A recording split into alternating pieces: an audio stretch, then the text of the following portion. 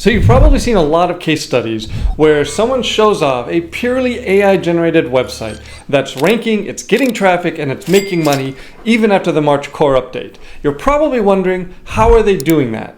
Google has said they don't want that to work. They don't want it to work where you can just create a website with a bunch of AI generated content and have it rank and have people engage with it. They've even publicly said multiple times that sites that have nothing but AI generated content won't rank well. Well, you've seen a lot of those case studies, and maybe they hope that's the case, but it's not, okay? At the end of the day, we can get a website that is just AI-generated content to rank. Now, I'm not going to show you any examples here because we're on YouTube. It's a little bit too public for that, but I am going to show you how you can easily integrate EEAT, using Google's own terminology, into your websites and get them to rank, even if they're fully AI-generated. Now, I know, especially depending on the niche that the website is in, it can be really tempting to hide who the website creator is. Now, and that's true especially, again, depending on the niche and with AI generated content. If the website is fully AI generated content, you probably don't necessarily want to put your name on it, but you still need to demonstrate EEAT. So let's talk about what EEAT is, okay? And this is from Google's own quality review search guidelines, okay? So the first E, and this is the most recent one, it stands for experience. It really wants practical knowledge or hands-on experience of the content topic, okay? So in order to demonstrate this, you need to show that you have practical hands-on experience. The second E, expertise. The content creator needs to be knowledgeable about the topic. You need to be an expert in it. This is especially important for websites that are in the YMYL space. YMYL niches standing for your money, your life, financial, health topics. You really need to demonstrate expertise to have content rank well in those topics. The A stands for authoritativeness. The content creator, the website creator, should be recognized as an authoritative source about that topic. And the T, this is the most important one, trustworthiness. The content should be accurate, and the content creator and website need to be transparent. It should be very obvious for a user on that website to see who wrote the content and who that person is. Now, as I briefly mentioned, I'm not going to share, I wish I could, share every little tip and trick that we know how to establish EEAT for AI content, but I just can't do that on YouTube. So I do have more that I'm sharing in my free community. You can check out the link below to join if you want to see that, but I am going to break down the basics and how you should get started in establishing EEAT for a website. Now, the first question I need to ask is whether Google actually uses these. There's some real disagreement among SEOs as to how important EEAT is. And Google's own communications, of course, say it's important. But as we learned from the Google Search API attribute leak, there's a lot of things that Google says publicly that may or may not actually be true.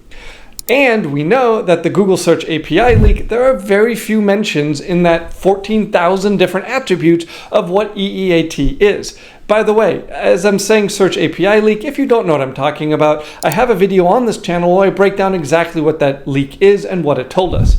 That being said, author attribute appears in the Search API and strongly implies that Google is capable of cross-referencing author data with other sources on the internet. I'll show you that here, just a screenshot of that author API attribute. So in other words, if we're trying to establish EEAT with a made-up name using an AI-generated profile photo that only appears on that one website, it's not likely going to be very effective. Google is actively looking for other mentions of that author's name on the internet to see if they actually are authoritative and knowledgeable about that particular topic. So there are two areas that we want to focus on to establish EEAT. This could be for you, could be for a client of yours, or it could be for an AI-generated website that doesn't have an author's name that you're willing to share. So those two areas are on page and off page. So on page, very easy. You control it, it's your website. You should do everything correctly because this is all on page stuff, okay? So I'm going to briefly touch on how we establish EEAT on page, okay? The first thing you need to do, you need to have an about page, okay? On that about page, it needs to include information on how to get in contact with the website owner. It should have a phone number and it should have an email address. You can create a new email address and forward it to one that you regularly check. It doesn't need to be your primary account. Same thing with the phone number, okay? You also should have a personal story, linked to a bunch of social media profiles, multimedia of you, especially video, and a Google business profile linking to that about page. You should also have an author's bio box on every article that you're giving that author a byline. Every team member, everyone who writes content for the website or is given bylines on that website should have a page similar to that, or should all be mentioned on that same page. You also want to make sure that you use schema to mention the author by name in the article schema. Okay, you need to clearly ensure that your website content resonates with users and has strong user engagement metrics. Otherwise, you'll rank briefly, but then you won't stay there. Okay, Google is very, very good at using user engagement metrics to decide how long a site should be ranked on the first page or where on the first page they should be. So that's on page, and I went through that quickly. Again, I have a checklist for establishing on-page EEAT. There's a link to that in the description. Check that out. So for off-page, the first thing we're going to do off-page is create social media profiles with an exact match name to the author. You want Facebook, Twitter, X, YouTube, and LinkedIn are the big ones. Then you actually want to use those profiles. You want to be active on them. You can have AI and IFTTT post whatever you want, whenever you want it on a regular schedule, but they need to be active. And you want to post in the same field, the same topic as the website.